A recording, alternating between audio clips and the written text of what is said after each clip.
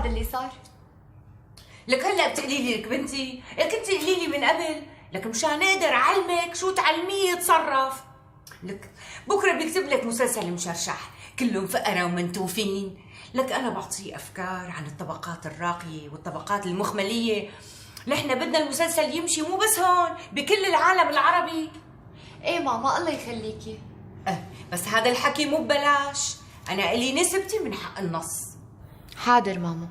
انتبهي ها، أنا عم بقول لك أنا أمك وبنصحك، إذا بتتركي بإيده مصاري بيطلع على غيرك وبيتركك. معقول ماما؟ لك معقول ونص، ويمكن بدل ما يجيب لك المصاري يجيب لك ضرة.